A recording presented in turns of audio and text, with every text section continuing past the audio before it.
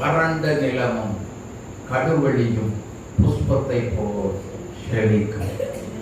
செழிக்கும் அப்படின்னா என்ன செழிக்கும்?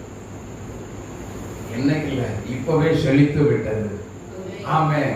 உங்க வாழ்க்கையில வறண்டு போன ஒரு வாழ்க்கையில, வறண்டு போன உங்களுடைய பிள்ளைகளுடைய வாழ்க்கையில, வறண்டு போன உங்களுடைய கடின பிரயாசமாகிய தொழில்ல தேவன் இன்னைக்கு இப்போ இந்த நொடியில தேவன் ஒன்றுமில்லாத இடத்துல கர்த்தர் வறட்சிய செழிப்பான இடமா மாத்துகிறார்.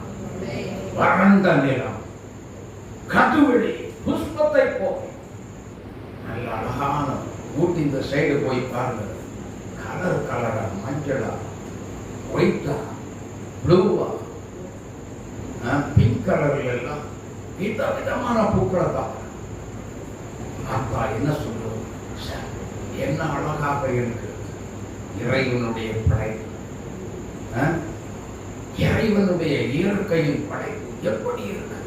என்ன ஒரு ஆனந்தம், பார்ப்பதற்கு அவ்வளவு அழகாக இருக்கு. அதே போலத்தான் புஷ்பத்தை போல் அவ்வளவு பியூட்டிஃபுல்லா நம்முடைய வாழ்க்கையை கர்த்தர் செழிக்க வைக்கிறார். ஹல்லேலூயா. ஒருவர் நம்மை பார்க்கும் பொழுது என்ன அழகு, என்ன அழகு. ஹல்லேலூயா, ஹல்லேலூயா. தேவன் அவ்வளவு அழகாக தன்னுடைய மனவாட்டியாக இருக்கிற திருச்சபையாகிய உங்களை என்னையும் கர்த்தர் அவ்வளவு அழகுபடுத்தி செழிப்பாக மற்றவர்கள் தூர இடத்திலிருந்து பார்க்கும்போது என்ன அழகாக இருக்கும். இந்த ஆசீர்வாதத்தை விட்டுட்டு நீ கர்த்தர் வேண்டாம், எனக்கு பணம் தான் வேணும் சொல்லி ஓடுனீன்னா எவ்வளவு பெரிய ஒரு இழப்பு என்பதை மறந்து போகாதீர்கள். எவ்வளவு பெரிய இழப்பு.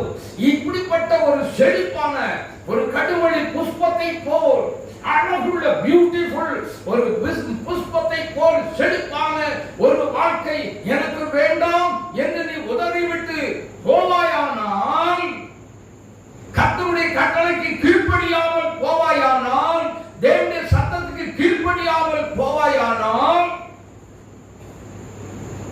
கர்த்தருடைய வாக்குத்தத்தத்தை உதாசீனம் பண்ணிவிட்டு நீ போவாயானால் உன் வாழ்க்கை பரிதாபமா இருக்கும். இப்படிப்பட்ட செழிப்பை ஒருபோதும் பார்க்கவே முடியாது. ஆமென். பார்க்க முடியும் நினைக்காதீங்க, கனவு கூட கண்டாதீங்க.